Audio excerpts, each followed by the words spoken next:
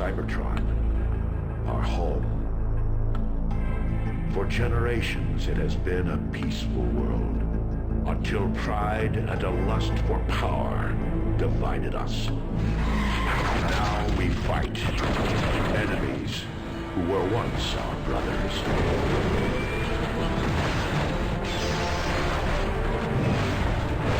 The Decepticons will bring this world to order!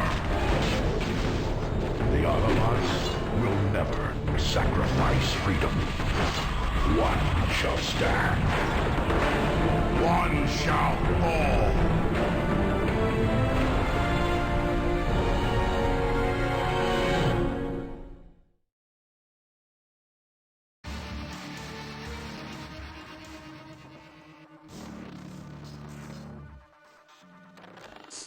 I've reached the perimeter of the city, Ironhide. Alright, move in carefully. There are Decepticons all over the place. Do we know what they're looking for? Nah, but whatever it is, you can bet your lug nuts we don't want Megatron getting his hands on it. I've tracked their search patterns and isolated the most likely location. I'll upload it to your optics. Get in there, find it before they do, and get out. No playing hero. I don't play hero, Ratchet. I'm the real thing. You guys just sit tight. I'll have it safe at Iacon before you know it.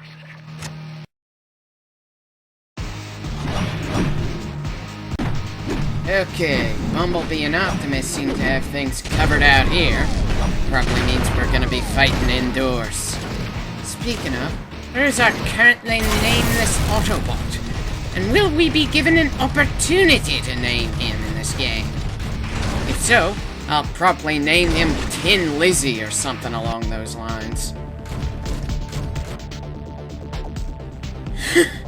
Well, that's a classy way to greet the newbie air raid. Just because he's untested doesn't mean he's unreliable. Well, if he's got Ironhide's vote of confidence, then he must have some talent. Considering Ironhide's usual attitude, best described as grumpy old badass, Tin Lizzie is already a rising star. Astro second. Well, that's been used often enough in the Transformers universe that it can likely be measured. Give me a moment to double check. It's either 0.273 seconds or 0.498. They weren't entirely consistent. Ah, well, at least that gives me a good excuse to delay talking about the collectibles that Ratchet was describing.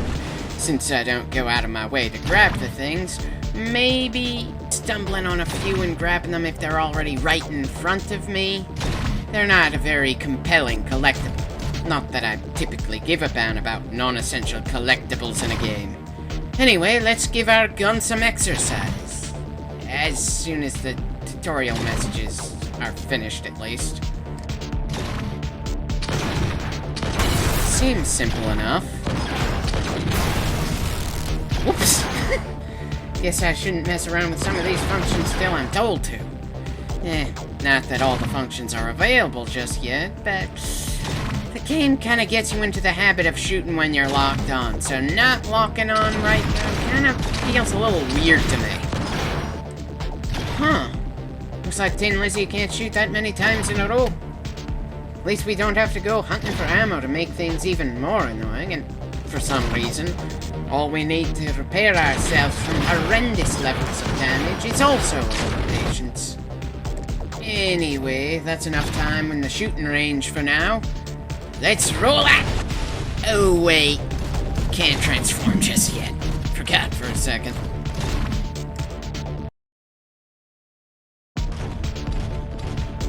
Hopefully, the rest of the training will be done on the job. It's not that I have something against training segments, especially when the game is only just started, but still, this game isn't making this training segment particularly interesting. No funny dialogue, it doesn't advance the plot, and considering the fact that we saw that there's a battle going on right now, it feels kinda weird. What can I say? When I see that things are really rolling, I'd like to be able to get rolling along with it. Maybe if we didn't have the briefing implying that we've got to hurry or see Optimus and Bumblebee kicking some cans, I wouldn't mind this training segment so much. This sort of thing is kinda necessary if you aren't familiar with the system in general, much less the game. Please tell me these holograms are gonna fight back. It'd be a better way to prep for any rough patches we have later on.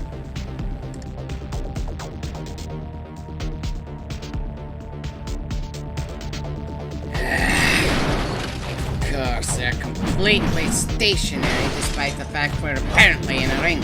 Seriously, those blue lasers around us make me think we're about to go into a boxing match or something. I can literally hear an announcer in my head right now. In this corner, with the blue chassis, a complete rookie. Let's give a warm welcome to Tin Lizzie. Wait, the enemy took our control room while Air Raid was busy treating a rookie with kid gloves? Why couldn't a nameless Autobot have gotten our rookie here up to speed instead? Never mind. Let's just get out of here and get the job done we were told to do in the briefing. No Tin Lizzie remembers what that job is better than I do, because all I remember is it has something to do with the computer console that we don't want the Decepticons to reach. Huh. Well, that took less time to reach than I thought. Wonder why someone like Air Raid couldn't have done this. He could have gotten here a good deal faster than us, especially since he wouldn't have been slowed down by having to go through basic training, which, frankly, Tin Lizzie should have gotten before he was sent to a battle. We're pretty much done here anyway.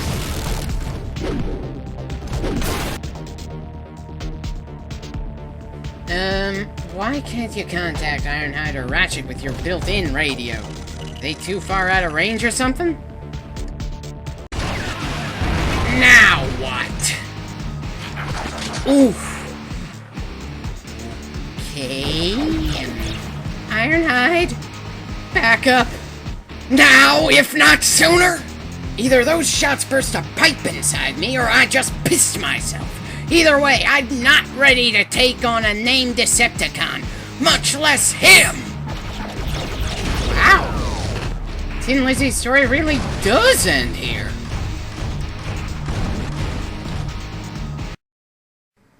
Well, this is a unique experience. I don't recall ever taking control of a character who just killed someone I was previously playing as. It's not that I'd started to get any emotional connection to Tin Lizzie, but wow. If there were any doubts in my mind that this game is plenty different in some good ways from the 360 game. Sure. Technically, the gameplay isn't nearly as good as the 360 game, and we haven't even unlocked all the basic stuff we're going to be able to do just yet, but the writing already feels a good deal stronger than the beginning of the 360 game. They've certainly got me plenty interested in what's going to happen next, and it's only the first mission. An adult tutorial mission at that. The story seems to be starting off a bit earlier here too. I may not like a few of the gimmicks in this game, like the level up system, but we'll get into that a bit later. I think I saw one of those token things. That seems easy enough to grab and easy enough to spot, so I don't see any excuse why I shouldn't go grab it right now. Don't let the name on the data disk fool you. This doesn't unlock Zeta Prime as a playable character. It's just something we could possibly pick in later missions to improve our character's statistics a little. I'm far more likely to use the freebie we got when we were still an Autobot anyway.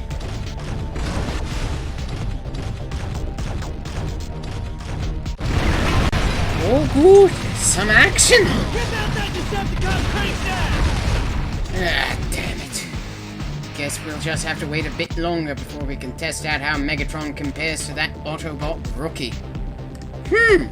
Dirge. Wasn't expecting to see you here. Place your bets, will he be dying too sometime in this mission? maybe I'm being a little harsh on him, but since the only thing I remember about Dirge is that he keeps dying or being knocked unconscious. Pair of turrets, one shooting plasma, the other missiles. In a lot of other games, that wouldn't sound good. Considering the fact that we're getting another tutorial bit right now, I doubt this is something to really worry about around here. Never really felt the need to do target cycling in this game, and considering the short range of locking on, I don't see too much point in having that option.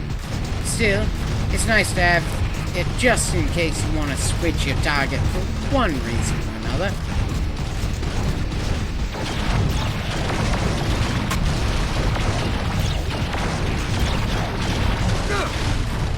You know, if it weren't for the fact that these corridors are pretty short, I'd probably start feeling annoyed at how many we've gone through already.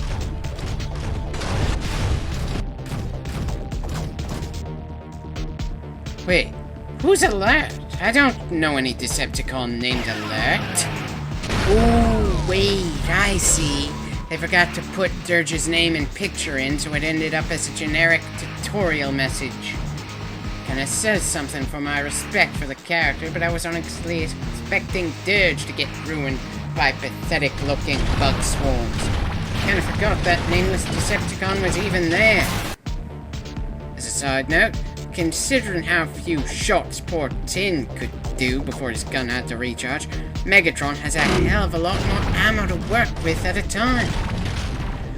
Megatron pretty much outclasses everyone else in the game, even in his early levels. If any character needed to be unlocked around here, it's this guy. Sure, he's not invincible, and if you don't upgrade him much, you might have some trouble at the end of the game, but still, he feels ridiculously better than everyone else. Yet for the sake of a tutorial, they have one of, if not the, strongest character in the game get taken out like a frickin' bitch as you're controlling him. If it weren't for the fact that we switched to Brawl, one of my favorites, I'd probably be a good deal more angry about this. I mean, really? We just lost Megatron in a cutscene, just introduced the weird partner system this game treats like the greatest idea they've got. Honestly, I would prefer playing as Brawl, not Megatron. They don't let you do anything until you hit the button to switch characters at least once, though. Thankfully, I don't remember any tutorial-related bullshit in later missions of this game, so once we finish this one, we should be safe. Because at the moment, I'm feeling a little insulted here. Really, we have the heavy-duty, crush everything in their path team of Brawl and Megatron. But they're throwing such pathetic resistance at us that we have to outright let an enemy wail on us without putting up any form of resistance in order to get killed around here. I'm not even sure why they included those bug swarms in this game. They die practically the moment you stare in their general direction, can only attack up close, and your opening melee attack is always a sweeping motion that could take out several swarms in one go. Anyway, it's time for us to get introduced to damage types. This really would have made more sense if the Autobot rookie got this explanation. Hell, why didn't they get all the training done in the mission with Tin Lizzie? Why in the hell do Megatron and Brawl need training? I'm sorry, it just doesn't make sense to me that one of the most pathetic Decepticons I can name is telling Brawl, a member of the elite Decepticon team known as the Combaticons, and Megatron, the leader who honed his skills in a gladiatorial arena, how to fight! Anyway, each character has two different damage types they can inflict. One melee, one with the gun. Since there are only 3 kinds of damage in the game, and you've essentially got 4 slots to put damage types, you might think it's simple to always have the right attack for the right enemy. However, sometimes it's too awkward to use your melee attack. When you transform, your gun can do damage in all 3 categories. It's pretty awkward to aim in vehicle mode though, and flying characters can't recharge their guns while transformed. Still, there are occasions where it just makes more sense than hitting the enemy with a hammer or something. That said, there aren't too many occasions where non-airborne characters really need to transform for more speed. There just aren't enough segments in the game with a good amount of open road. You know, for a second I forgot that unlike every other jump in this game, there's actually some stuff worth grabbing if you don't make the jump here. Ah, well, it's not like it would have been important if we missed stuff. I just figured why not? We're always pretty much ready to level up anyway. Nothing left down here. Let's move on. Funnily enough, boost doesn't really increase your top speed by much. It does, however, let you speed up a bit faster. Kinda wish we could still strafe a little in vehicle form. That would make it more tempting to transform more often in the game.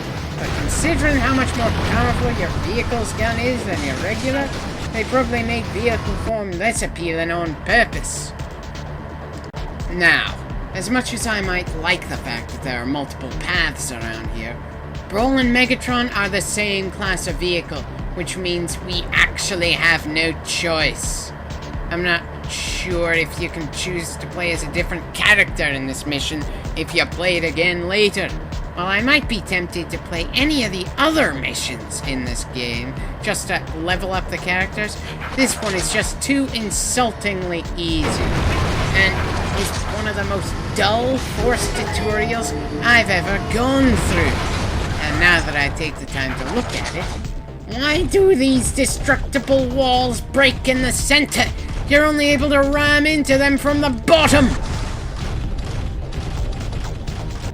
Ah, Jetfire. Yes, you're the boss for this mission.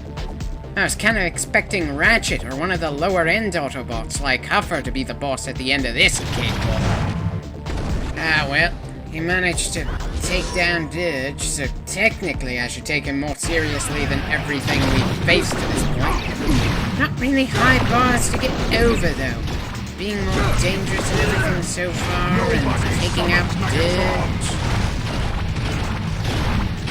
Wait, the fight's over already?